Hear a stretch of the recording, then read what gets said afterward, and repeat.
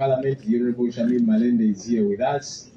People power, our power, our power, people power. The Mayor of Makindye is here with us as well.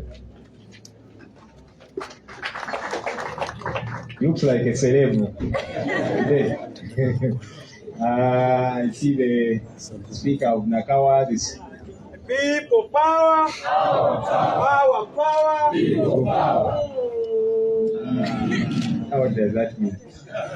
The Speaker of Wakiso is also here with us. People power, power, power, people power. I've seen a couple of councillors. Let's stand and we'll be recognized. People power, our power, people power. Yes, those are our elected leaders. Of course, the leadership of the party, which heads also the elected leaders, is very much present. Our president will be addressing us in a very short while. Our Secretary General is here. He will be speaking to us at some point. Chairman Nyanzi, Mr. Punga Uganda is present. Chairman Nyanzi is very smart this morning. You are now enticing us to join as a mobilizer. And the rest of you, we do welcome you, our foot soldiers. Foot soldiers, generally. Sorry, China. Mr. President, we have unruly people here, but we shall organize them so that they can be ruled properly. The original unruly. So we want to welcome each and every one of you for showing up today. The President is going to be addressing us shortly, but just before he does, we have been involved in elections a couple of times, right from the 2021 election. We saw what happened, and we have not been deterred, and we shall not be deterred.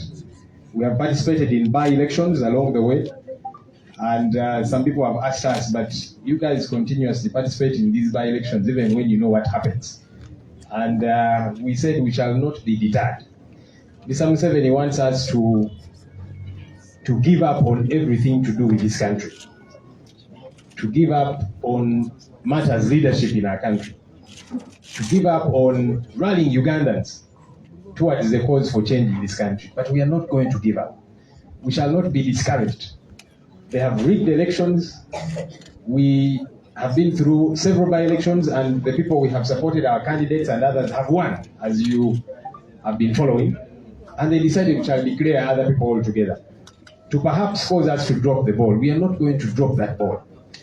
We are not going to cease connecting with the people of Uganda about what it is that they are interested in, and that is change. There's an upcoming by-election in Hoima, and as the NUP, we are going to participate very much so in this by-election for the LC5 district chairperson, and we are going to win this by-election without a doubt, as we have won all the others. Yeah, and we must say the course. Problematic, bothersome as that is, but anyone who pushes us away from rallying the people of Uganda towards better leadership, towards change, that is our enemy, and we shall not buy into that philosophy. So this morning, we want to unveil our candidate for the Hoima LC5 district chairperson by-election, the Honorable Abuda Moses. Please do come and join us. This man next to me here is the incoming LC5 chairperson of Hoima district. He's our flag bearer. He has been a leader, and he continues to be within our party, among the young people from Western Uganda, and he has proved what it takes to be a leader. And so we have a lot of trust in you, sir. We believe that you carrying our flag, you're not going to let us down. Let me allow him to say hello to us, and then the president will come and take a picture with him to unveil him properly. Thank you. People power. Our power. People power. Hoima oye. Hoima oye. Oh, thank you. My name is Aguda Moses. I come from Hoima, and I work as Secretary for Youth Western Uganda in National Unity Platform. But currently, I'm the flag bearer for the Hoima by-election LOC 5 seat, which is going to start soon. I think actually on 30th this month, it will be nomination, and the voting day will be 14th of September. I want to say something small to the viewers who are seeing us today and the people who are listening to us, that the Hoima by-election is not just a Hoima by-election, it is a national election. This is the time, as NUP are going to write history, to bring an LOC 5 from Western Uganda for the first time. We have won those positions, but they have been rigging us. But I want to inform Museveni, wherever he is, that we have mastered his tricks that he has been using to rig our victory. And this time around, he shouldn't temper. He shouldn't even try to touch into the ballot boxes of Hoima elections, because we are more than determined to chase him away. And surely, we shall chase him away. With Aguda Moses, with the National Unity Platform behind us, we shall bring you victory. I thank you so much. Abantu ba Hoima ukwenda kubamanisa ngutu ukwija tugenda zivuga sabu kaunti zona abakapapi abakiganja abakisukuma Buraru Kigorobya hona tukuja tukula baye kuja kubaleta message egenda kuhindura embeya tuwikaramu ekiba mataka kiri Hoima ekyo babinga mu nyanja ni musoha enchuzanyu ekyo kuba ememiri mu ifuha mafuta okumigirizo kujwire Hoima tuize nengarukwamu tutumanye bizibu byanyu baitu tuina nengarukwamu yabi so mutuwesige mutuweza karuru tubinga obusuma bujwire Hoima na Museveni n'abantu bayetu batwali mwebale mu. Let me request the President to come and receive you officially and take a picture with you here.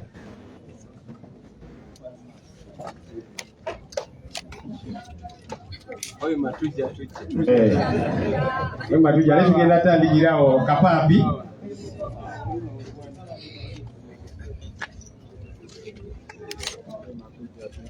So all the very best, Mr. Aguda. We are coming to Kapapi and all those other places. Ne Kapapi mbade manyia wano kumpi wano mketu za. Ya nyanja.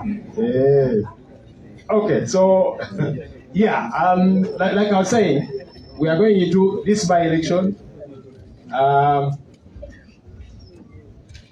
to rally the people of Hoima and give them an opportunity to choose a side, to take a stand, all right, between oppression, between despair and freedom.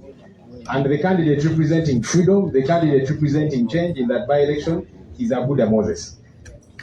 And that's why we are participating in this by-election, because the people want to be given a good side to choose. And so we are giving them that side. We are giving them that opportunity to stand with what is right, to stand with the cause for change. And that's why we are participating. All right? We'll do everything we possibly can.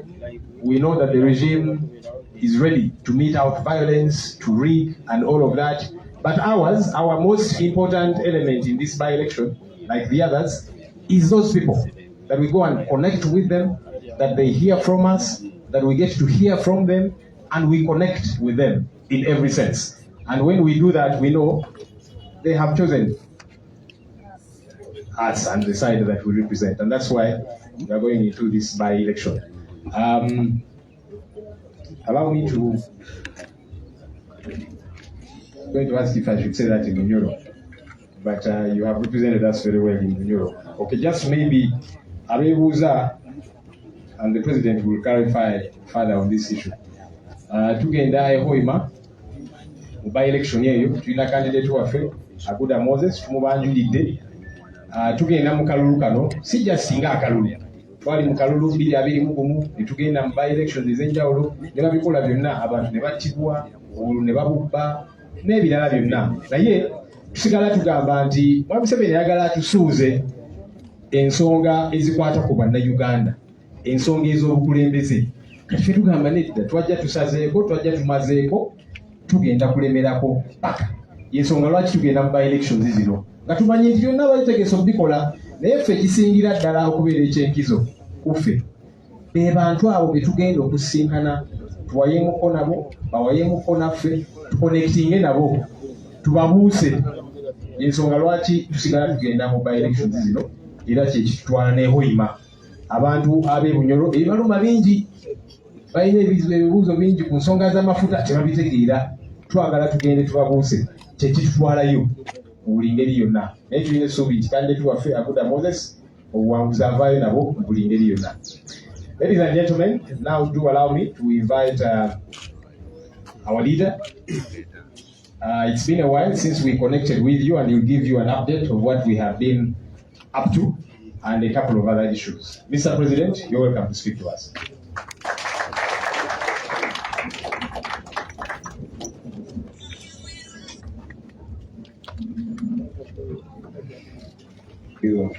Thank you very much, Comrade Senyonyi. I'm struggling to start calling you honorable, because when you have a friend, you are used to calling him by his name. Ladies and gentlemen, we welcome you this afternoon. Please take your seats. I'm sorry. Thank you. Exercise, ladies and gentlemen, we welcome you, members of the media. We appreciate you every time you come to amplify our voices. Today, we want to update you about a number of issues. As you've noticed, for close to a month, we've been away. I've traveled with some comrades, including our spokesperson, and the deputy spokesperson, and a few MPs. As a matter of fact, the deputy spokesperson is still in the US trying to spread far and wide our gospel of change. But we are back here. I will update you about our diaspora engagements. We were touching base with our comrade freedom fighters across the United States. And we discussed quite a few issues, but most importantly, bringing back the hope and re-energizing our people. And of course, strategizing further on how best we are going to push the American government to review its policy on Uganda. For a long time, the American government has been the wind beneath Museveni's wing. Dictator Museveni has benefited so much from the American taxpayers' money to the detriment of Ugandans. The guns that kill us are given to him by Americans.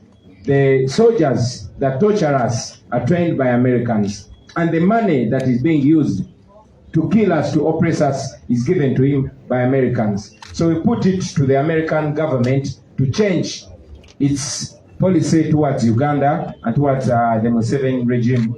We are glad that we are making a few strides. We hope to achieve much more. We also launched a documentary film called The People's President.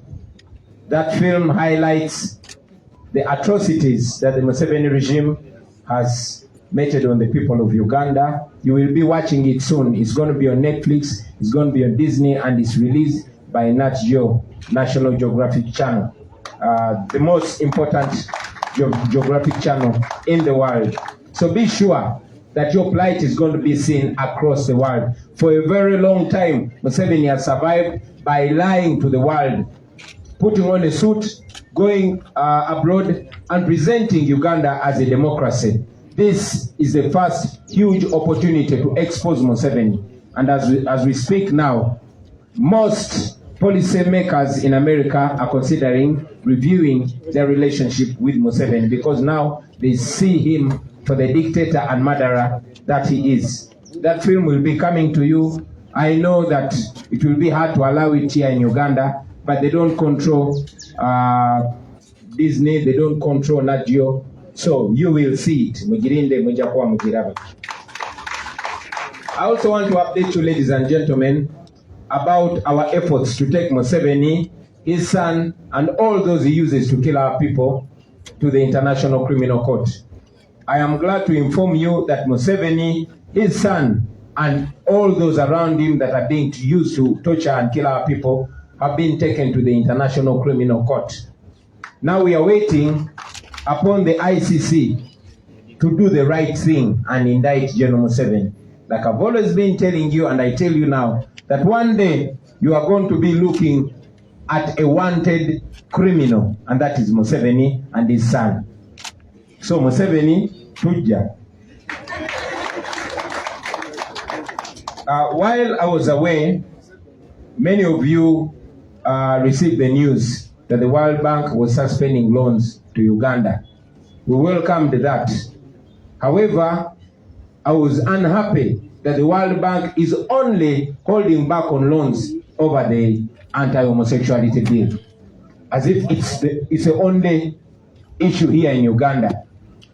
We have been calling upon the international community to look at the atrocities that Museveni is making to the people of Uganda. In 2009, there was a massacre in Kayunga. Museveni killed hundreds of our people. The international community did nothing. The World Bank continued giving him money. It's only in 2014, when they passed the first round of that bill, that the international community reacted and held back on aid. Of course, we complained because we want our human rights, especially the right to life, to be respected first before any right. Now, in 2016, Museveni, using Eweru, massacred hundreds in Kasese, including women and children. The international community did not do anything. Our comrades in the FDC, spearheaded by the Honorable Winnie Kiza, took Museveni to the ICC. He was not indicted. In 2020, Museveni massacred people on November 18th and 19th. Hundreds. We petitioned the international community. Apart from a few statements, nothing happened.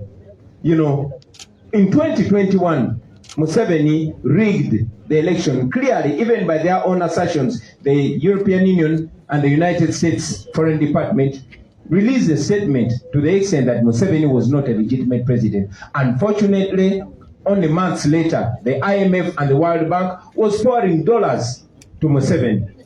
So it's only in 2023, when they brought the anti-homosexual law, that the international community reacted. While we welcome sanctions against Museveni, we call out the hypocrisy of the international community. We want them to know that our right to life matters as well. That the lives of the hundreds of people that are being killed matter as well. You should not only look at gay rights as the only rights in Uganda. Does that mean that if Museveni repeals that law like he has been doing, then he has the right to kill people? Does that mean that if Museveni repeals that law, then you will continue giving him money even when he massacres Ugandans? So we continue to say to the international community once again that all human rights are human rights, and you should not be selective. You should not be selective in the application of human rights. I want to comment about the regime infiltration. Still, while I was away, in fact, before I left, there were scandals in the FDC. I restrained myself before I got more facts. It's unfortunate that Museveni is playing with the same old script, but our parties don't seem to see through his deceitfulness. You saw how Museveni took over the UPC, and then after, you saw how Museveni bought the DP using Mao. Unfortunately, the same script is unfolding again. We hear scandals in the FDC. It's very unfortunate. However, I want to tell you, ladies and gentlemen, that all that Museveni can do, Museveni can buy out, compromise leaders, or tear apart opposition political parties, but he can never compromise the desire for change in the hearts of the people of Uganda. And that is why we came in as people power, because we are representative of the people of Uganda, regardless of how powerful a political party is in the opposition. If you leave the side of the people, you will fade away into oblivion.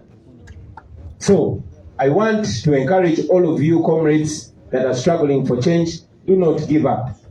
For those of you in the UPC, in the DP, the right-thinking ones, and even those in the FDC, we share your misery, because Museveni seeks to paint an image to the people of Uganda that even these political parties have no hope. I want to encourage you not to give up, ladies and gentlemen. You remember that in 2016, Museveni said that by 2021, there will be no opposition in Uganda. I want to think that he probably had already sealed the deal with the opposition that he knew then. He did not know there was going to come another uncompromising generation. We are here. And we continue to tell him that if they sold you opposition, wakulampe ochali wange. They conned you, let them give you back your money. You can only buy a few individuals. You can only buy a few politicians, a few religious leaders, a few cultural leaders. You cannot buy the people of Uganda. They want to be free, and they will be free from you. Of course, I must add that even the NUP has not been very safe from that infiltration. You've seen a few members of two members of parliament. You've seen Jemerwanga and Kagabo selling out. Yes, while we know that some politicians come to us because they know we are the ones that connect with people, and they want to use us as a vehicle to get them to parliament, to office, to council and all that, I want you to know that the people cannot change. And my communication to you, the people of Uganda, is that see through those leaders. We've told you non-stop that regardless of what somebody says or what somebody identifies with, please judge them by their actions. You've also seen a few media platforms being used to sell a wrong narrative, to paint us as if we have a split within the NUP. Of course, that is Museveni trying to use them. We are stronger than that. We are cleaner than that. And we are coming for you before you get us down. Finally, ladies and gentlemen, I want today to announce to you that having traveled the world over, having galvanized our support the world over, we are back on the ground. And today I want to take this opportunity to announce to the country that we are going to carry out a nationwide tour. We're going to carry out a nationwide tour where we'll be meeting our leaders, we'll be opening offices across the country, and we'll be addressing the people of Uganda because it is within the law. We know that the last time our team tried to go and do their constitutional work, the Honorable Nyanzi there was beaten so badly. What answer Tambulo Bulonji Mkulu? Yeah. You remember Nyanzi was almost killed, and many of them were attacked, but we shall not fear.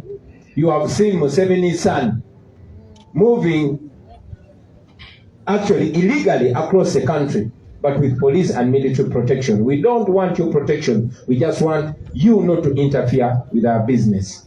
So to the people of Mbarara, we are coming to you on Monday the 28th.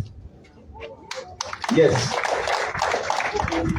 And we are going to be opening our office, which is on Makan Singh Street. Then we shall be meeting our people at the Global High School playground. That will be 9 a.m. in the morning. Please be there to Esangeyo. Police, you are not invited. On the 29th, Tuesday 29th August, we are coming to Fort Portal. Abana batoro mubagame tulikwija. Yeah, and we are going to be opening our office on Duhandika Street, and then we shall be in Whispers Gardens speaking to our people. On Wednesday, we shall be in Kasese. We shall open our office on Alexander Street, Central Division, and we shall be holding a function. We shall be addressing people at the Bambucha Gardens. Yes, at the Bambucha Gardens, 9 in the morning. Bambucha, no. On Thursday, we're going to be in Kabale. We shall be opening our office on Nyerere Avenue, and we shall address people at Lugarama Primary School playground. On Friday, tulija Busoga, abana be Mayuge, tuli munjira mutulinde. That will be Monday, yeah. And our office is going to be opening along Muhima Road, and then we shall address people just near our offices. September 4th, oh, that's Mayuge. Tuesday, September 5th, we shall be in Busia, opening our office along Waiswa Abdul 2 Road, and then we shall address people at Madibira Playground School. Madibira Primary School Playground. Wednesday 6th, we shall be in Mbali, open our office along Mbali Palisa Road, and then we shall be in Busamaga Primary School Playground. Wednesday 6th, we are going to be in Soroti. We shall open our office along Ajib Street in Kangere, and we shall address our people at San Marino Guest House grounds. On Thursday 7th, we shall be in Lira. We'll open our office along Junior Quarters in Lira City and along Kole Road here. And then we shall address our people in Pacific Ground Hotel grounds here. Thursday 7th, we shall be in Gulu. Friday 8th, we shall be in Luero. Wednesday 13th, we shall be in Arua. And more details will be communicated to you, ladies and gentlemen. Like we have said, we are doing all this within the law. As required by the law, we've communicated with all offices, and we are going about our legal office. We don't expect any inconvenience. I want to thank you, ladies and gentlemen, and for that matter, bye. Yeah. Nenda bita mu Luganda tidio bandi luidukira basebo ne banyabo tubaniriza banaffe bannamawulire tetusobola kulekerawo bebaza olw'okutuyambanga okukangulanga ku ddoboozi lyaffe ne mulyongerayo ne mulituusa eri abantu mmwe aba media ya bulijjo nammwe aba ku social media nammwe ba bloggers n'abantu ba bulijjo mwebale nnyo mwebali eddala basebo ne bannyabo. Olwaleero twagadde okuba tangaza ku kyetubaddeko oluvannyuma lw'okuba nga tetuli mu ggwanga. Nze wamu n'omwogezi waffe n'abakulembeze abalala tubadde twatambula ku mirimu egy'enjawulo. In fact, omwogezi waffe twamuleseeyo ye Comrade Alex Watson Mufumbiro akyali mu kwogera ne bannaffe mu bitundu eby'Amerika eby'enjawulo, kubanga tubadde tulina okukomawo ate tubakane n'ejjakono. Naye nga betwabaddeko twabadde tusinkana bannayuganda bannaffe okubazaamu amaanyi, okuba updatinga, okubawulira ekigenda maaso wano ewaffe Uganda gye batali bebaate balabye ku social media, nga nammwe bwe kitukakatako okubattaanyiza bebibadde eri.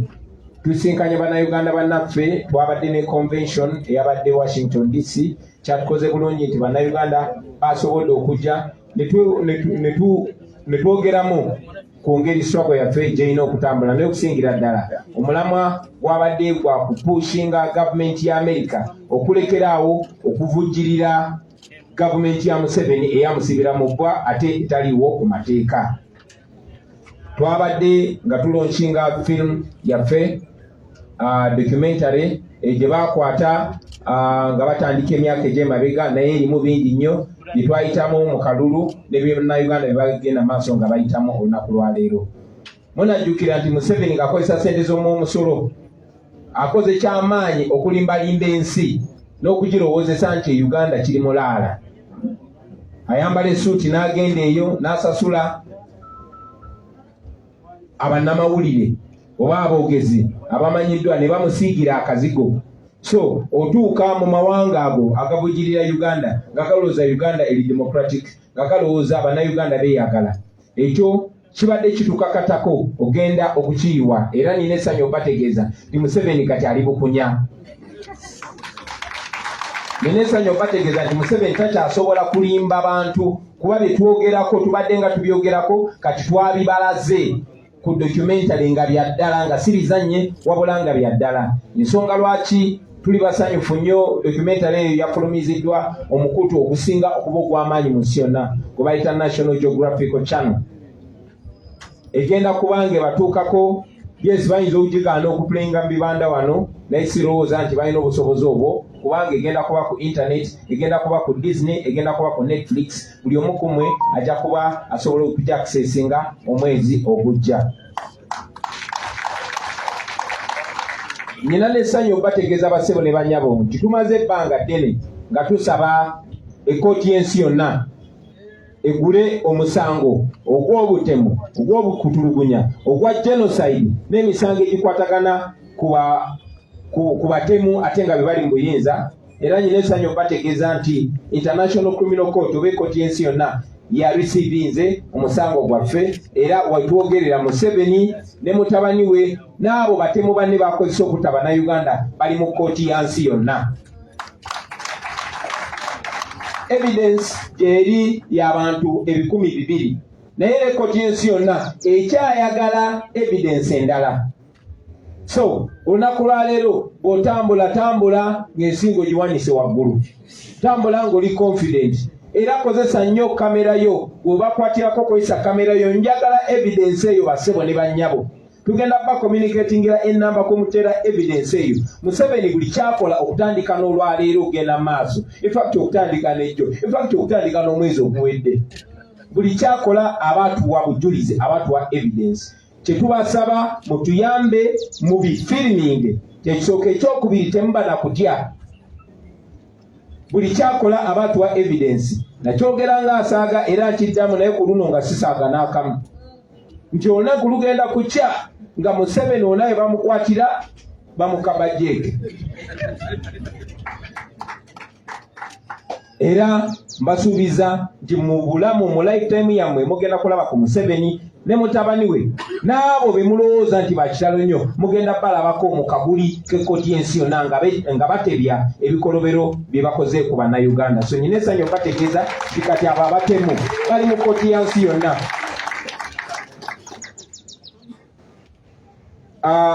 Mpozi era wesibadde banka y'ensi yonna World Bank yasazaamu amabanja gonna kati Uganda gyebadde esabye n'ag'omu maaso yasazaamu okuwola Uganda ssente zonna. Tumaze ebbanga nga tukisaba era twakisanyukira naye ate ekitatusanyusa y'ensonga gye baawa. Ensonga kkooti y'ensi yonna gye yawa yatteeka lya bisiyaga wano mu Uganda. Lwaki twali basanyufu? Kubanga tumaze emyaka mingi, in fact si ffeka naye n'abatusooka nga basaba ebbanka y'ensi yonna n'ebitongole by'ensi yonna birekeraawo okuvujjirira Museveni ng'akozesa ssente z'okutemula bannayuganda. Tuze tubagamba tetwagala mutuyambe tujja kweyamba, tetwagala mutununule tujja kwenunula, naye mulekeraawo okusasulira okuttibwa kwaffe. Yasini Kauma emmundu y'Abamerika yamukuba amasasi n'emutta. Essente Museveni z'akozesa okututta World Bank ezimuwa. Museveni azalaye eddembe ly'obuntu okumala emyaka gyonna ng'ensi yonna esirise nga ne World Bank esirise. Mujjukira mu 2009 Museveni yatemula abantu ku nsonga z'e Kayunga. International community yasirika busirisi. Naye bwe bayisa iteeka ly'ebisiyaga mu 2014 ensi ne ziryoka zeekyanga. Era Museveni n'atya n'akozesa Andrew Mwenda ne Fox Odoi ne balijjayo. Mu 2016 Museveni yatirimbula abantu b'e Kasese mu bikumi n'ebikumi, abaana n'abakyala nga babambudde engoye nga babaweebudde babasibye obundoya ne babakuba amasasi. Winikiza ne bannaffe abeefugisa abalala n'abalwanizi b'eddembe ab'enjawulo baagenda mu kkooti y'ensi yonna ne Museveni tebaamuwanika. Mu 2020 mujjukira juzi Museveni yatirimbula abantu bikumi na bikumi ku street emisana ng'enseeraba nga kamera z'ensi yonna zimutunuddemu. Byali ku BBC, byali ku CNN, okujjako ka statement akatono akavumirira ebikolwa ebyo. Baagenda maaso nakuwa Museveni ssente ng'atirimbudde abantu abagyeko eddembe lyabwe ery'okubeera obeezi abalamu. Mu 2021 Museveni n'agenda n'abba obululu ng'ensi yonna eraba. Era mu kwogera kwabwe omukago gwa Bulaaya ne Foreign Department ya USA bagamba okulonda tekubadde kwa mazima na bwenkanya. Kyatujja enviri ku mutwe ng'ate myezi mitono egiyiseewo nga baali bamuvujjirira ssente, nga IMF emuwadde ssente ne World Bank emuwadde ssente. Kati bayisiza etteeka ly'erisiyaga ne balyoka balekerawo okuwa Museveni ssente.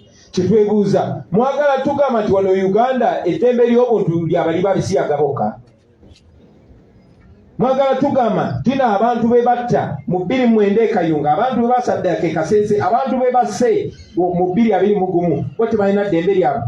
Tetumanyi na kumanya oba numu abo baalimu, abamu ku abo ba tebaalimu.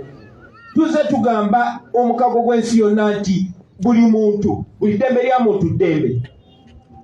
So bwe tubagamba mu respecting eddembe ly'obuntu ne mwekomoma ate ne muvaayo just ku basiyazi bokka, mubanga abagamba nti fe abalala abatali basiyazi tulina ddembe lyaffe. Obwo bwannanfuusi era mwe basebo aba World Bank wadde mwaggyeko Museveni wadde mwamuggyeko ssente mwandibadde mwazimuggyako dda. Era mwe ensonga eyo yokka y'abasiyazi mubanga abagamba nti bw'anaakozesa Andrew Mwenda ne Fox Odoi ne bajjawo etteeka eryo ajja kuba wa ddembe okugenda maaso n'okutta abantu. Mubanga abagamba ajja genda maaso n'okusaddaaka abantu n'okubba obululu. So wadde twaniriza natti zonna twagala natti ziyambe Abannayuganda ku bizibu byabwe. Otherwise kijja kuleetera Abannayuganda okulowooza mulina ki kyemukwese mu kintu ekyo, mulina ki kyemukweseemu, mwebeereremu nno nammwe.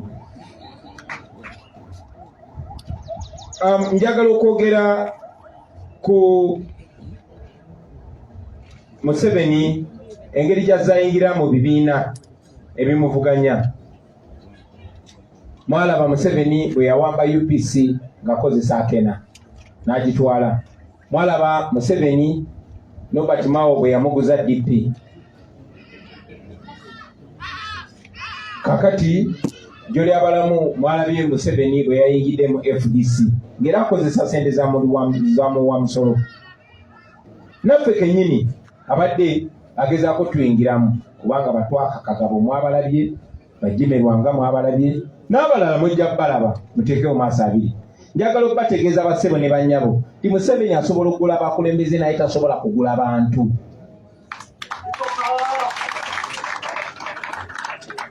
Era njagala okuzaamu mwenna amaanyi nti Museveni abo baba asasudde batono era bagenda na ssente zaabwe, era gwagula abantu abadde bamugoberera bwe bamuviirako. So mwe abakulembeze mubalabire ku bikolwa byabwe. Tudipendinga ku mwe abantu, tuli people power nga tetunabeera NUP. Muli maanyi g'abantu. Ate Museveni tasobola kugula buli muntu. Agenda bawa ssente meka zize amalagala mu ddwaliro, agenda bawa ssente meka ekibataka mulekerawo kiraba. So temuggwamu maanyi bassebo ne bannyabo. Of course n'abye ku mawulire ng'akoze alina TVs ezayagala ennyo okukozesa okusigawo ekifaananyi nti naffe ba NUP tuli mu kulwanagana. Asobola obiteekayo naye tasobola kusiriwaza bantu kuba abantu balaba through all that. Oluvannyuma lwa byonna tutambulira ku maanyi g'abantu ate amaanyi g'abantu tebagagula n'omulundi n'ogumu. Finally bassebo ne bannyabo, njagadde olwaleero okulangirira nti oluvannyuma lw'okutalaga ensi yonna ebweru wa Uganda, katuli Uganda, tuli ku ground. Era njagala okulangirira nti tugenda kutandika tuwa oba okukyala mu bitundu bya Uganda eby'enjawulo nga tusinkana abantu baffe, twogerako nabo ku radio, tugulawo offices zaffe era nga twogerako ne bannayuganda. Tumanyi bulungi nti lwe twasembayo okusindika ttiimu zaffe okola emirimu gy'ekibiina, Comrade Nyanzi baali bamuse, abalala baabasiba, organizing secretary waffe Dr. Kanabi ne ttiimu ye baabakwatidde mu eyumbe ne babasiba, n'ekyo kigenda tumalamu maanyi. Era yonna yonna gye muli tujja, kubanga tujja mu mateeka, tetulinga mutabani wa Museveni atambula nga byakola tabikolera mu mateeka naye ng'akuumibwa poliisi n'amagye. Bye tukola tubikolera amateeka ate tetunabasaba kutukuuma. So ku Monday nga 28 tujja Mbarara okugula office yaffe ku Macan Street, then twogere ne bannayuganda b'Embarara ku Global High School ku Kisaawe. Tuesday nga 29 tugenda Fort Portal, tujja kula office yaffe eri ku Luhandika Street, then twogere n'abantu ku Whispers Gardens. Wednesday nga 3 tugenda Kasese, tujja kula office yaffe ku Alexander Street, twogere n'abantu ku Bambucha Gardens. Bambucha. Ku Monday nga 4 tujja kubeera Mayuge, tugule office yaffe ku Muyima Road, then twogereko n'abantu baffe era mu kifo kyekimu. Ku Lwokubiri tujja Busia nga 5, ku Lwokusatu nga 6 tujja Mbale,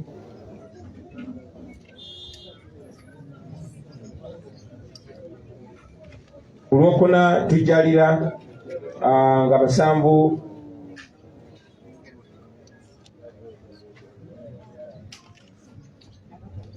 then ku Lwokutaano nga 8 tuli Luweero, ku Lwokusatu nga 13 tuli Arua, n'ebitundu ebirala program zijja kuba communicated, tujja kuba communicatingira nga tuyita mu bakulembeze baffe abali mu bitundu ebyo. Finally, abantu b'e Hoima okumala ebbanga ddene nga omwogezi waffe bw'akyogeddeko, Museveni ayagala bakyaya kulonda, kuba amanyi okulonda tayinaamu mukono. Amanyi nti bwe bituuka ku by'okulonda tayinaawo chance, kati ayagala bibakyaya, ayagala mulekerawo okulonda, kuba buli bwe mugenda okulonda mumuswaza buswaza. Tuzenga tubagamba temukoowa, kubanga okulonda y'engeri y'amateeka gye tusobola okwembarasinga Museveni, okumuexposinga, okumunafuya, eventually okumusuula. Badictator bagwa ng'akalulu tekannabaawo, bagwa mu kalulu, bagwa n'akalulu nga kawedde.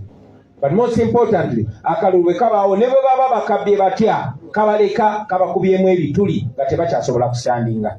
Museveni okubanga atya amawanga g'ebweru, n'okubanga tulina ensonga ez'omuzinzi okwetoola ensi yonna ezimudiscreditinga, kwe kuba nti twamuwangula mu kalulu.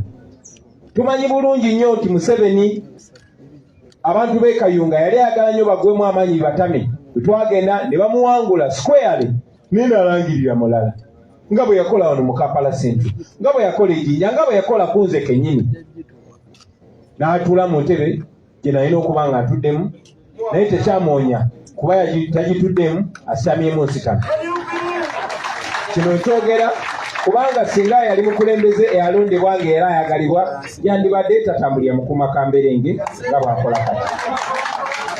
N'olw'ensonga eyo, basebo ne bannyabo, njagala okubategeeza nti e Hoima tujja e Hoima, nze kennyini nja kujja e Hoima nkampingeyo ennaku mmeka? 3, kubanga nja kuba nzijayo mu mateeka.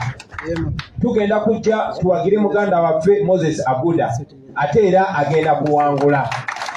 Ekyokuba oba bamulangirira oba tebamulangirira, ekyo kiri ku mwami by'Abakama n'obuswavu bwe.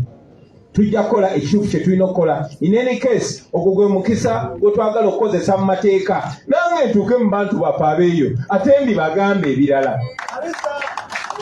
Eyo ekyalo gye twagala okukozesa abantu okubabuulira amazima, okwongera obbaggula amaaso, basobole nabo okunyiiga ekimala. So abantu b'e Hoima tuli kwijja mutulinde. N'ebigambo ebyo basebo ne bannyabo Mwebale nnyo mwebale eddala okutuwuliriza. Awo omwogezi waffe bw'anaabakkiriza tunayanukula ebibuuzo ebimu. Mwebale nnyo mwebalire eddala kuba Katonda n'ensi yammwe.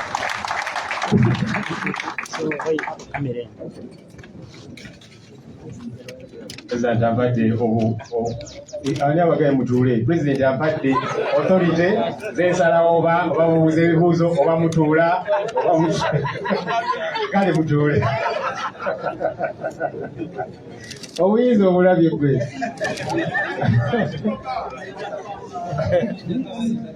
Ani olayogedde wano nja kutwala mukosase kakati ndowooza mbiwulidde. Tujja mu bitundu by'eggwanga ebyenjawulo ate kati eno feezi namba emu. Eno efeezi esooka kubanga districts nyingi zetutwogedde president zatasomye. Tujja bwe tumaliriza feezi eno ne mu districts endala kubanga kakasa abamu bagamba iyi district yange nga sigiwulidde nga bajoogerako. Eno just feezi namba emu ne tugimaliriza nga tutandika feezi ey'okubiri. Buli kitundu ky'eggwanga tugenda kituukamu buli ngeri yonna. Waliwo era mujja bawulira eyo nti ate kakati abagoberedde amateeka naki betwetaaga okutegeeza tubategeezezza. IGP, Electoral Commission, poliisi ez'ebitundu ebyo tubategeezezza, si kubasaba lukusa. Mugenda ne mbawulira nti ate kakati abo tebatusaba lukusa. Tewali tteeka ligamba nti tulina kusaba lukusa.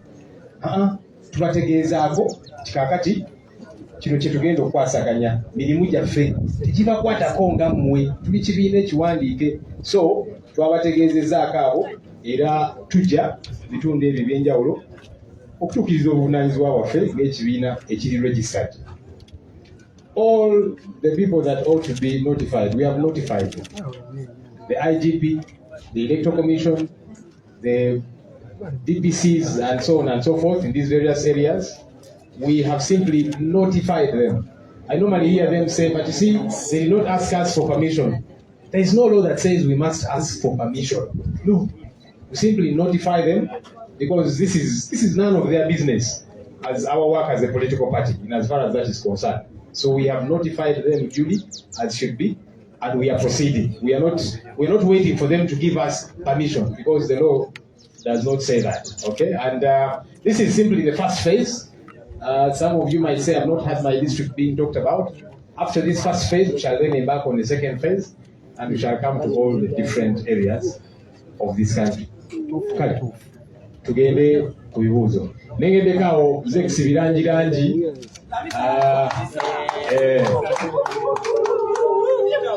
Ajja kuyisanya kati ojje wano. Kale jangu kubongeeko jangu.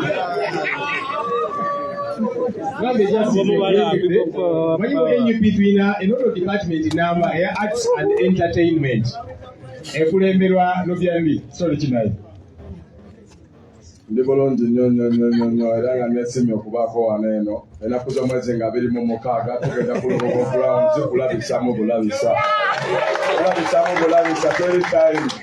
teri time buli mwatule ku ssaawa eno essaawa ey'okulabisa erugogo omwana waffe ndiwa wano banange ye kikyo kale kakaliseho ogenda kunsasula akalangaako kale neboddayo eno department number mu NUP ekulemberwa Lobiandi. Department eyo nkulu okuyita mu nnyimba okulabisa munnange n'okubuusa bannayuganda eyo gye bali. Pulezidenti waffe kati bamugaana okuyimba kubanga yayitanga mu nnyimba n'abuusa bannayuganda. Okay, naye tulina abakyali baffe abali eyo abalabisa. Egweze ekisigwe tuliwulira nti ate kakati wegasse ku busajja bwe omusajja bamwegatako mu tugende maaso. Executive badde mubongako ali mu department yaffe eyo. Let's now get questions as quickly as we can.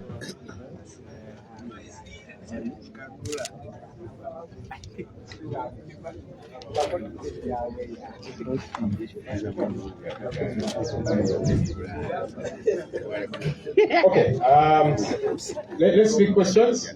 On one of those days, tugenda kuba ne press nga ekwasaganya department eyo nga kyali waffe agikulembera Lobiandi wali tubalage nti nayo department kulu arts entertainment sports naki so ekyali baffe bonna balebanga nti nembabazi nishut naye wali atuubireko yonna gyali.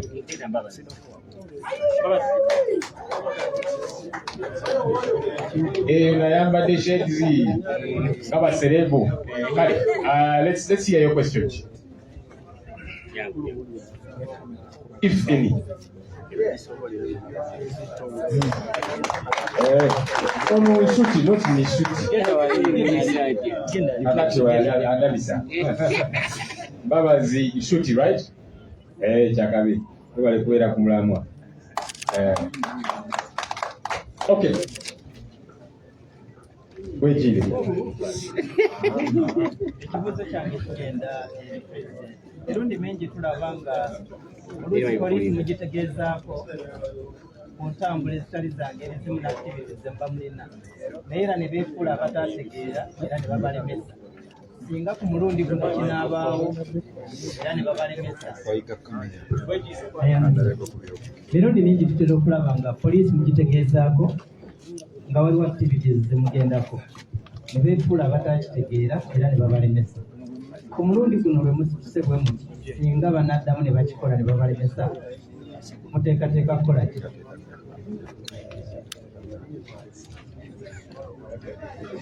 Okay.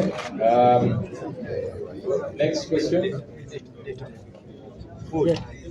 Yes, sir.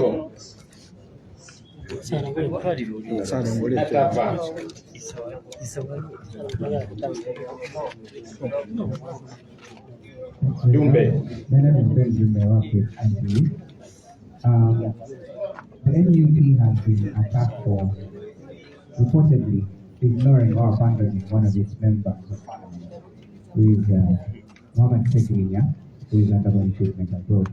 Wanted to find out if you've heard about this and if there's any help you're sending to his country.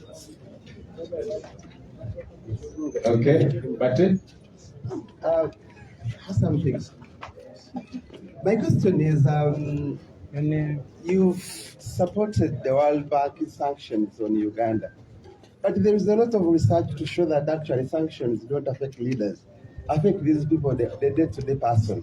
So why do you support sanctions, yet there is a lot of research to show that it affects Omuntu Wansi, the one you are speaking for? Okay. I'm Tony from my question was the National Unity Platform leaders.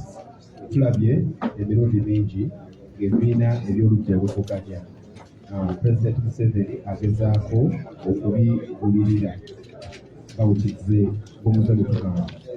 Ku mulundi guno omwanga tulaba nti FDC yeri mu katto nga National Unity Platform mulina nteekateeka ki oba mumaliriddde mutya okulaba nga mwenganga obuzibu obusinga obwanga bubalonda nammwe kubanga twatandise okukirabako abakulembeze mu kibiina kya National Unity Platform bakooseze okudda mu ludda olulala. Kiraga nti n'ekibiina kino nakyo kiri mu lusuubo nga biri.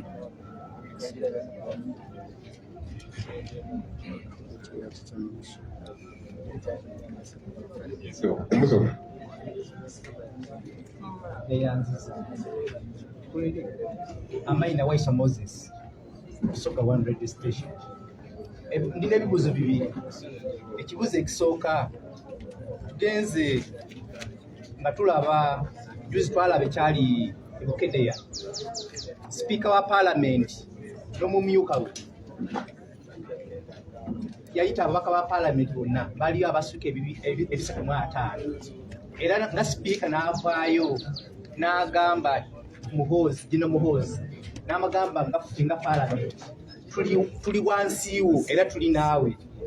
Mugamba tutangezeemuko ng'ababaka ba Parliament aba opposition muli mu Parliament eyo mukyogeraku mutya. Ensonga ey'okubiri tugenze nga tulanga President Yoweri Museveni agula ebibiina ebyenjawulo naye ng'alonda kati nga President wakyogedde awo mu DP yagula President wa party mu Secretary General ni mu FDC kyekimu njagala SG owa NUP ne President wa NUP kiki bagenda okukakasa Bannayuganda batudde wamu kubanga agula abantu babiri bokka tagula bamemba bonna kiki bagenda okukakasa Bannayuganda kiki bagenda okukakasa Bannayuganda nga tebagulire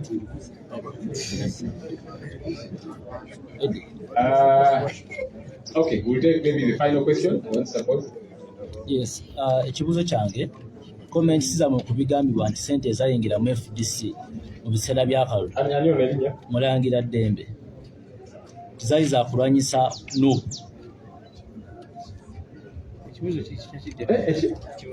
Twagala komenti yammwe ku bigambibwa nti ssente ezayingira mu FDC mu biseera by'akalulu intention yaazo yali ya kulwanyisa no. Uyana tugambe kize. Sebabuza bebaziwa. Wali buuliza bebaziwa. Bakutangaze kakati kintu kitamu kyekyo. Yesebo. Assalamu alaikum warahmatullahi wabarakatuh. Kumpenye Sharif of Radio. Ekibuzo kyange kigenda eri president. Tulabyeko ebibiina bino ebizze biyingirirwa omukulembeze w'eggwanga nga Secretary General bakola kyamaanyi mu kubitunda nga Buganda. Mulina nteekateeka ky'okulaba nga mulivyowinga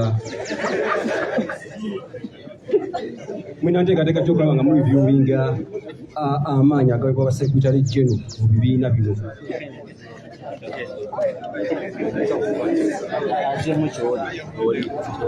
Okay, I think that's it with the questions. Let's join the rules everywhere. We don't biddamu. Kanzirimu maybe like one or so. There's a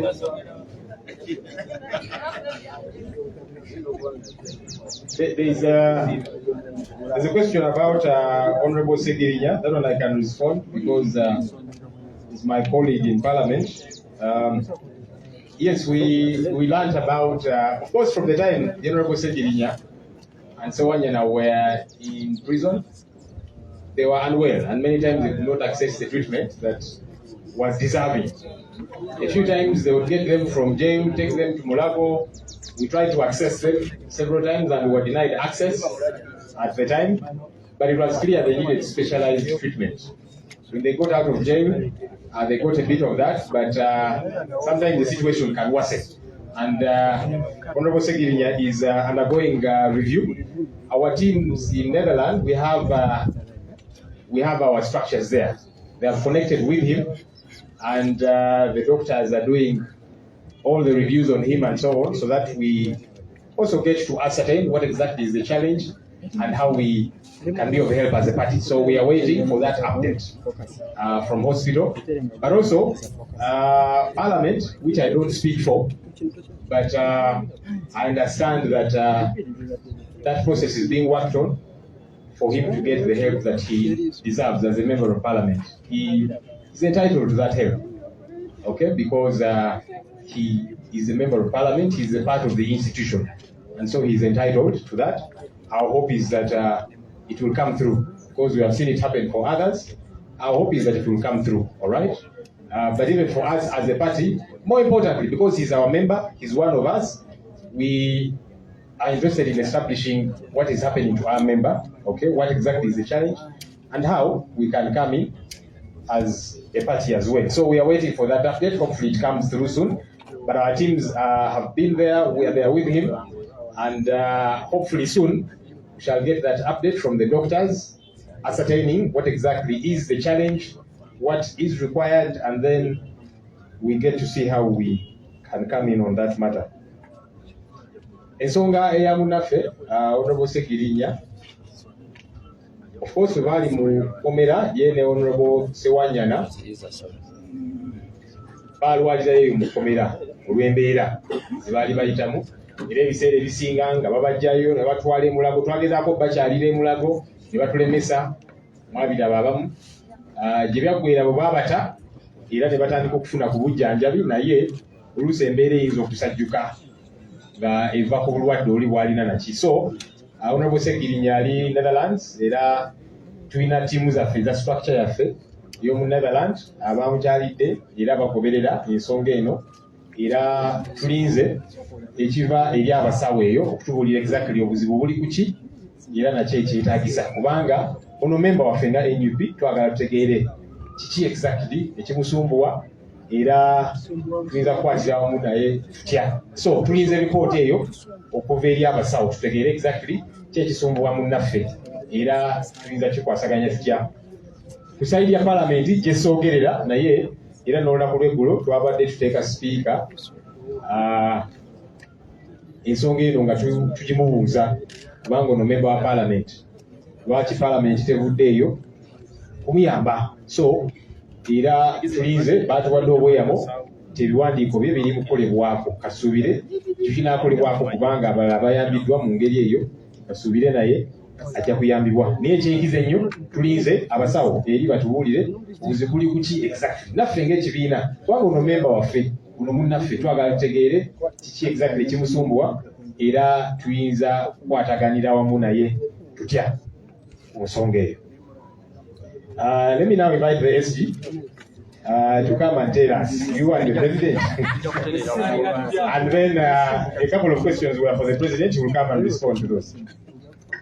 People power, our power, Mr. President and fellow leaders, comrade leaders from the institutions, media houses. Actually, it is not true that Museveni begins with SGs. UPC knows about the president yennyini. Ebamutwala DP batandikira wani si president yennyini. Naye SG bagenda bonna nabalabanga bambadde suuti abagenda kusayininga endagaano. Naye kati mu FDC ndowooza batandikira ku deputy president bwe basooka ne bawa obwa minisita. Yali acting president. N'olwekyo banange nga temunagenda wa SG. People power. Yeah, thank you so much for the questions that have been put to us. First of all, as our spokesperson said, Honorable Senyonyi, this is evidence that we have notified the police and the Electoral Commission about the intended activity. It is right here, so they cannot say that we have not notified them. We have notified them, and if you see, the attachments here are for the venues. We have already booked venues. Of course, it's been very, very difficult to get these venues because everywhere you go and you say NUP, many people fear. But we have booked venues. We have our offices which are in those places, and we have also booked venues where we are going to be doing our meetings from. So those who wanted confirmation of notification, here is a letter notifying the IGP and the Electoral Commission, and they have all been duly received about the program that we're going for. The other question that has been asked is really about how to strengthen these parties, but I think the President has talked about it. You know, power corrupts and absolute power corrupts absolutely. The only thing that we do differently is to subject ourselves to the people. That is why we are people power.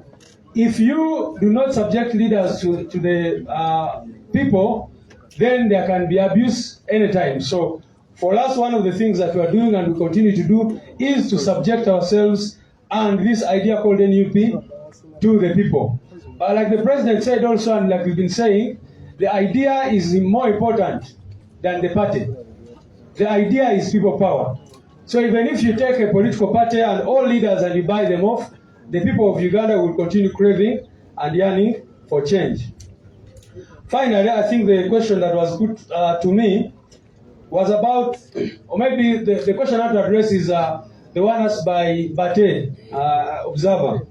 The question of sanctions. Do these sanctions affect the common people? One, we would prefer targeted sanctions, and that's one of the things that we've been saying. We've been calling for Magnitsky sanctions, for example, travel restrictions, which target these individuals. And as you know, there are many of these regime officials who can no longer travel to America, to Europe, because of the sanctions that have been put on them over their human rights violations. But these other sanctions, like the cuts, the aid cuts, drawing back on loans and other things, you know very much how much of the money has been stolen. There is no project funded by the World Bank in this country that has not been riddled by corruption. And to know that what we're saying is true, even General Museveni, surprisingly, you saw what he wrote. He wrote clearly saying that this World Bank money has not been helping Ugandans. And you ask yourself, he's as if he's the opposition leader speaking about the same thing that have been happening in his regime. Because he's writing to say that the World Bank loans have not been helping Ugandans. He was saying that this money goes to workshops and they steal it and blah, blah, blah. So that is what he has also said. And we think the same thing, that these loans and the aid given to Uganda should be given to a government that is trustworthy, that has the heart of the people at heart, and that will make sure that the money is put to the right use. And that government is none other than the National Unity Platform. The government is called what? The National Unity Platform government. It is the only government that can ensure that the loans are put to the right use and that our money is used for the right things. It would be unfortunate if I did mention this, now that we've not addressed you people for a long time. I want to remind you that we still have many people in prisons. I thank those of you who have been calling for the release of Olivia Lutaya, Machete, and others who are in detention in different prisons across the country. We still have over 100 people, our comrades, who are in detention. I thought I should talk about them. I should also remind you that up to now we have about over 20 people whose whereabouts are not known. If I might remind you, Kawenja Moses is still missing. Damrila John is missing. Kanata Muhammad is missing. John Bosco Chibalama is missing. Nalmoso Vincent is missing. Mubiru Hassan missing. Chidia Peter is missing. Zimula Dennis missing. Semudu Michael up to now. Sempi Jayuda still missing. Musisimbowa missing. Wangolo Shafik missing. Ruemba Mustafa missing. Cesazi Isma missing. Kisembo Geoffrey missing. George Kasumba missing. Baguma Joseph missing. All these are Ugandans like me and you who were taken away in 2020, and up to now their whereabouts are not known. Of course, for Chibaramai was taken in 2019. So that is the country that we live in. It's important that we always remind ourselves that we have citizens who were taken away by the regime in broad daylight, and up to now their whereabouts are not known. In Yumbe, you saw what they did. They confiscated our materials. When you see next time Museveni parading people and saying that these people have been in NUP, now they are joining him, you should not be surprised, because they have been taking away our materials. Like the last time when they took our materials from here, in Yumbe, when Comrade Organizing Secretary and team were there, they took away our membership register, took our membership cards, and other branding materials, T-shirts, reflector jackets, and others. So tomorrow they will come up with these cards to say people are crossing, when actually it is not true. They are always their operatives. And very finally, our brother Alex Kaiwa Kaliowa was abducted on 15th July. Our legal team went to court and got an order of court, habeas corpus. We know very well that they have him, but up to now they have refused to abide by the decision of the High Court, commanding them to release Alex Kaiwa Kaliowa. So those who ask why we go to ICC and others, that is the answer for you. That a court in Uganda can say, release this person, and the regime simply ignores the court order. I thank you very much. I don't know if I should speak some Luganda. Okay. No, Nyagore. Nyagore and Zagurga. The people of Mbarara are very excited that the president will be there on Monday next week. I was abana beka mbade jogera ne bamukugo nga bamwesunze bijja. So banange mbade jogera ku nsonga ezenjawulo kansoke ziremu ekibuuzo kibabuuziza nti ebitongole by'ensi yonna bwe biteekako envumbo ku Uganda, ekyo kirekawa abantu bamufuna mpola abaavu abali eyo oba oli awo baali badde baganyulwamu mu programs zino. njagala bajjukiza mwenna nti zino projects ebiseera ebisinga teziyamba muntu wa bulijjo. Era ne General Museveni nyini yavuddeyo n'agamba nti ssente za World Bank babadde bazikozesa bubi, zibadde teziyamba Uganda. Ye kennyini n'avaayo n'akyogera nti babadde bazikozesa workshops n'ebirala. So kaakati mukimanyi bulungi nti buli project ya World Bank wano mu Uganda ebaddemu emivuyo egy'enjawulo. Ssente zibulankanyizibwa n'ebirala bwe bityo. So sisuubira nti Munnayuganda owa wansi agenda kufuna losi yonna yonna sanctions zino baziteeka, kubanga abo abadde bazibba be bali mu buzibu kati. Amu kyemanyi baali bakoze dda plan z'amayumba za apartments n'ebirala be baali basuubira okukozesa ssente World Bank bwe zituwa. Kati abo be banyigirizibwa nnyo eno decision ya World Bank, kubanga omuntu wa bulijjo ssente zino abadde taziraba. Njagala ogende Karamoja, ogende Katakwi, ogende wa Muteso, olabe abantu baavu bwe balimu.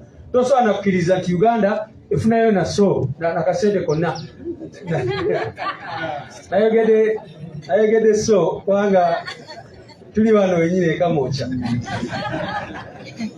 Ensonga ey'okubiri nti twalyagadde nnyo sanctions eziri targeted nga travel bans, okubalemesa bana abantu okutambula okugenda mu mawanga ag'enjawulo, era abamu already baliko envumbo tebasobola kutambula mawanga ag'enjawulo. Naye era ne sanctions endala zonna tuzaaniriza, kubanga twagala Museveni ne regime ye babeere isolated nga bwe kirina okubeera.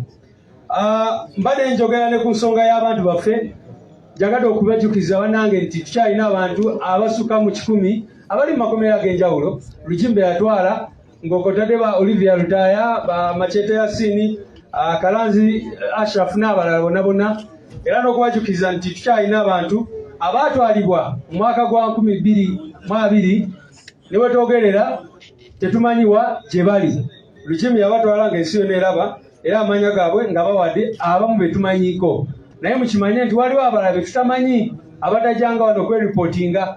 Kati bano be tubeera nabo be tuli in touch ne family zaabwe n'ebirala bwe bityo. N'olwekyo bannange bwe tuba twogera ku kutyoboola eddembe ly'obuntu ne twogera ku nsonga za ICC, bannange mutegeere obulumi abantu be balina mu Uganda. Nti oli batwala maama we, batwala taata, batwala mwana we, ne bamubuzaawo okumala emyaka 3 kati nga teri amanyi oba mulamu oba baamutta. Juzi abantu baffe bawambibwa, era omu ku bo ye Alex Kayiwa Kalyowa, ne tugenda mu kooti ne tufuna n'ekibaluwa ekye bayita habeas corpus.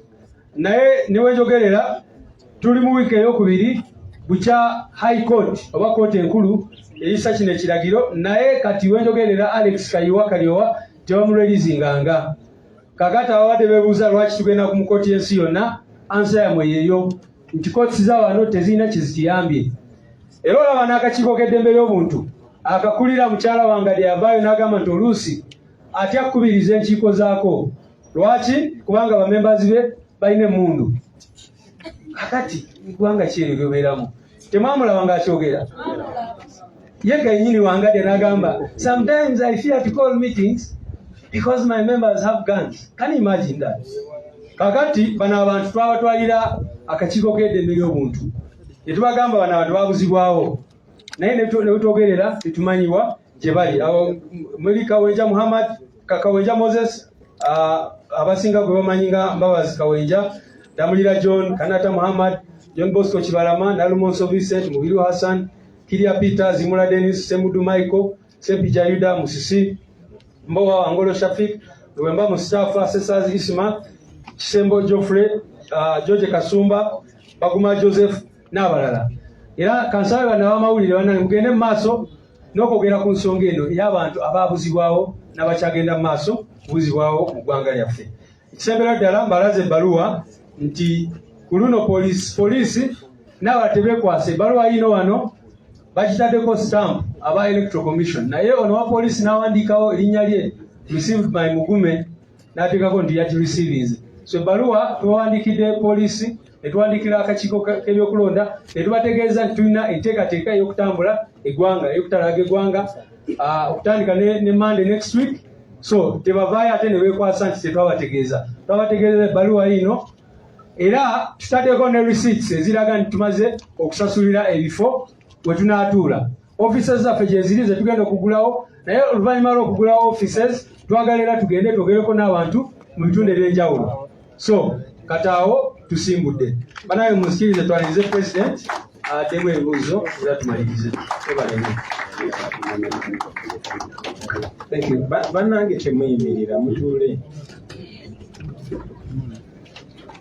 Thank you, SG. Wadde nga SG agambye nti bayitanga mu ba president naye era mu FDC mbu SG yatwalayo president mbu naye era kyonna kyekiri a sellout is a sellout and no sellout deserves mercy. So atunze omwoyo gwe atunze banne aba abatunze obaani amututteyo aba mukyamu.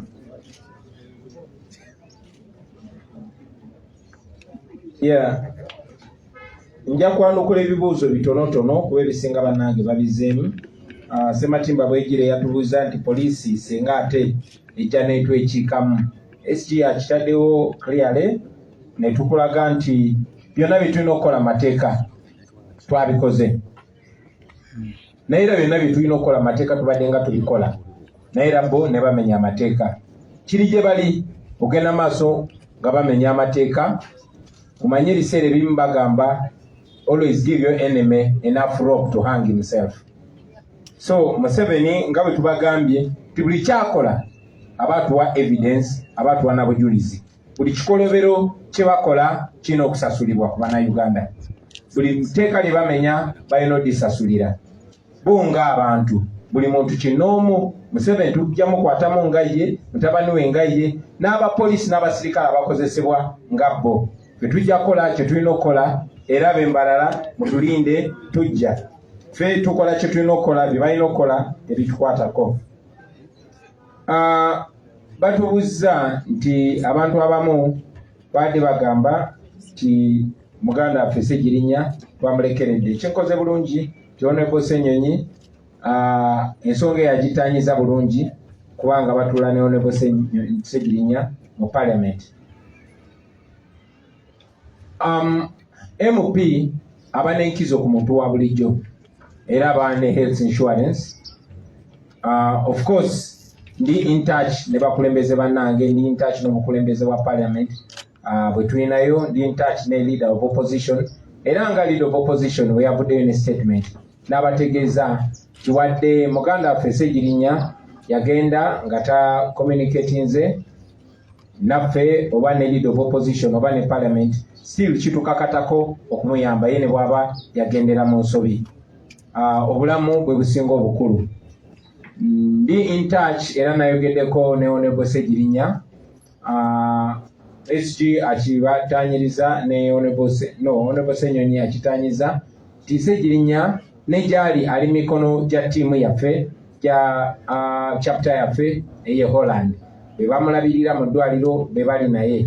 Naye era mujja kujjukira nti bannaffe bangi baali bakozesebwanga ensobi.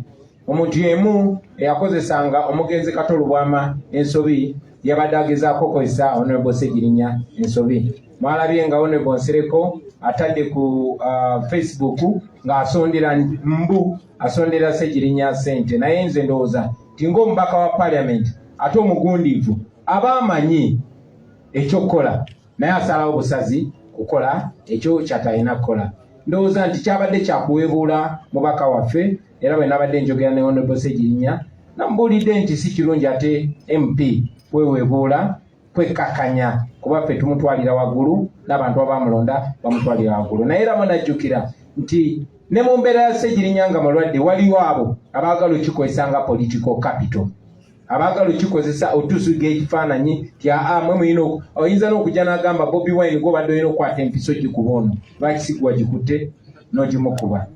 Ng'ekibiina era ng'obukulembeze bwaffe buli mu Parliament baposhyonga okulaba nga muganda waffe afuna obujjanjabi bw'adisavinga kubanga mu mateeka alina okujjanjabwa era nga ajjanjabwa Parliament. Naye ne ttiimu yaffe eri mu kukwatagana naye kubanga ye mulimu gyali. Naye era njagala obajjukiza nti ekikomye kati n'omulala agenda kuvaayo omwami eyabadde amukozesa mujjukira nti yateeteteeka ng'agezaako okubagaana okukozesa social media, naye ate yakozesa social media si kutumbula munne naye kumukakanya.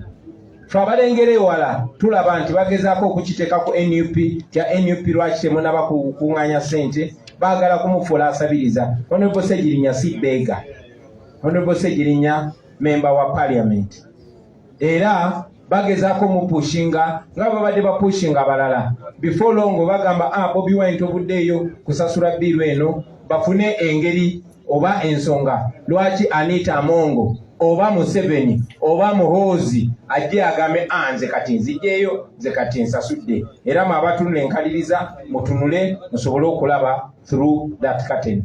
Naye nga Honorable Ssegirinya tumusabira, era ttiimu zaffe eziri e Holland zimulabirira, era tumanyi tajja kuba bulungi nga Katonda akkiriza, naye era naye tuwuliziganya naye, era tusuubira nti tajja kuddamu kubeera kuteekebwa mu katego kwesa mu ngeri emuweebuula kutuuka ku nsonga eyo, kutuuka ku level eyo.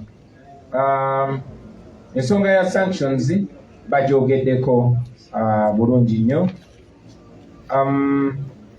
Waliwo abuze ekibuuzo nga kibuuliza ddala nze kennyini nti tunaakola tutya singa Museveni ayingirira NUP. Teyakatandika Museveni yatuyingiramu nga tukyali people power. Abo bonna be mulaba ba bloggers abamu n'abakulembeze abamu abalonderwa n'abatalondebwa basooka kuba nga bali ku ludda lw'abantu, naye over time masika egenda evaako. Mumutunulire enkaliriza, abantu mbalabire ku bikolwa byabwe. Obuyinza si bwaffe, obuyinza bwammwe abantu.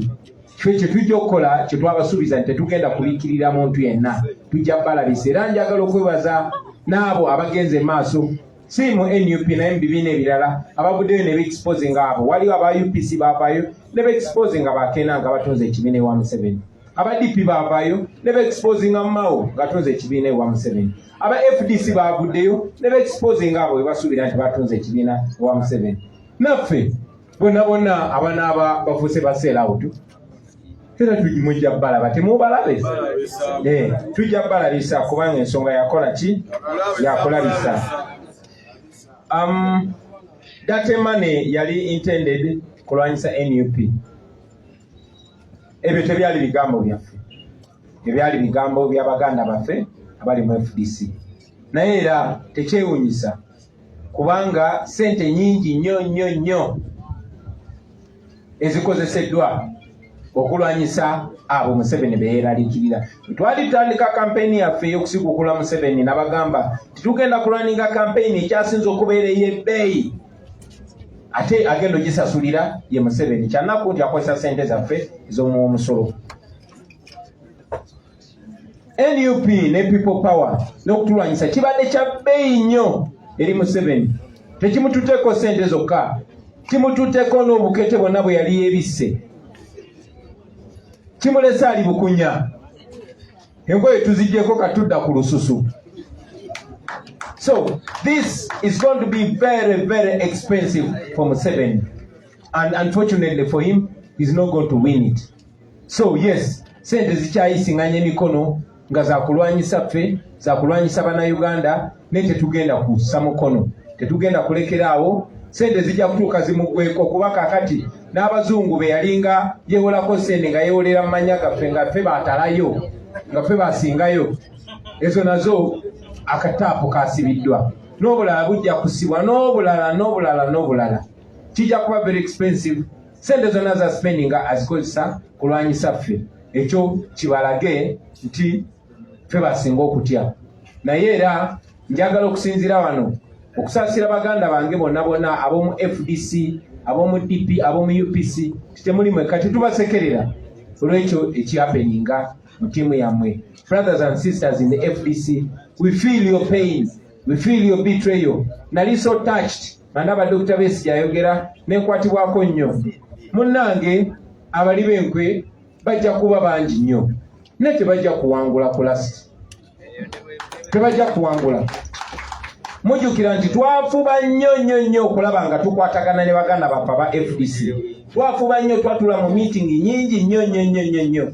naye era abo abaalinga abafuba nga ne bwe balaba nti akafaananyi kafulumye nga ni ne Dr. Besigye enkeera nga basaawo olutalo olw'amaanyi tusobole okuvumagana ekyennaku nga n'abantu baffe naddala bafuuti soja ne bannaffe abali ebweru ne basapootazi baffe nga bavaako waya ne bavumagana ne basaawo olutalo ekyo nga kikolera Museveni yafubanga nnyo okutufuula nti tuli balabe ba FDC nti nabo balabe baffe ng'ate akozesa ba leaders nga kyewunyisa omukulembeze ow'oku ntiko ye okuba nti talaba nti twetaaga okwatagana okuba nti takiraba nti tulinga abasibe abalwanira eruzira naye Katonda mulungi timuze mbiraba muze mulaba nti tebatubadde nga tebatuvuma lwa bukyayi naye batuvuma kulwanga boosi waabwe abasasula kyekyo kyabasasulira naye tumanyi nti wali abantu bangi abalungi mu FDC tuli beetegefu okolagana nammwe tuli beetegefu okulwanira awamu nammwe okutaasa eggwanga lyaffe kubanga tetuli balabe bammwe Museveni ye mulabe wammwe Museveni ye mulabe waffe tumulwanyise tumugyewo tweyagalire mu nsi yaffe ekibuuzo ekisembyeyo ndowooza kye nasoose okuddamu ekyokuba nti Museveni ayita mu ba SG olumu ba pulezidenti kati nno okuba nti mu FDC kigambibwa mbu yayise mu pulezidenti na SG ekyo nno nze ne muganda wange Rubongoya kitussa mu katu era kitwongera nze nganze era nkakasa ne muganda wange ye amagye muli tetugenda bbali ya mulukwe nga tukyali balamu mpozi nga tufuti naye bwe tuba tukyali balamu kikafuuwe mwebale nnyo mwebale ddala basebo ne banyabo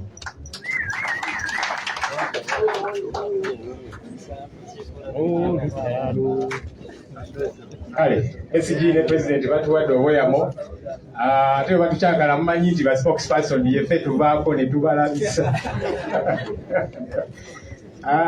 let me invite Honorable Sumaya Nabawanuka from Mubende to lead us in a closing prayer.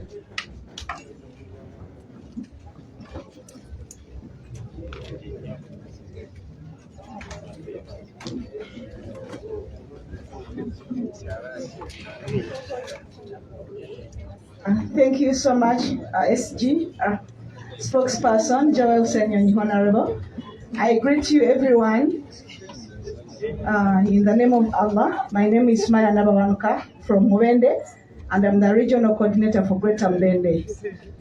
Thank you so much for coming today. We thank you so much, our President, Secretary General, and everyone, our honorables, and the media fraternity. Thank you so much for being here. I've been requested to lead you in the closing prayer. Let us humble ourselves for this prayer. I'm a Muslim. It's going to be in Arabic. A'udhu billahi minash shaitanir rajim. Bismillahir rahmanir rahim. Alhamdulillahi rabbil alamin. Ar-Rahmanir Rahim. Maliki yawmiddin. Iyyaka na'budu wa iyyaka nasta'in. Ihdinas siratal mustaqim. Siratal ladzina an'amta 'alaihim ghayril maghdubi 'alaihim waladdallin. Amen. We thank God so much for this time, and we pray that He blesses our plans in the future. In God's name we pray and thank. When the struggle is over, we shall wear a victor's crown. We shall wear a victor's crown. We shall wear a victor's crown. When the struggle is over, we shall wear a victor's crown. In a new Uganda, Ontaro, Ngaluende, Yambare Ngule, Yambare Ngule, Yambare Ngule, Ontaro, Ngaluende, Yambare Ngule, People power. Our power. Our power. People power. Thank you and have a good day. Thank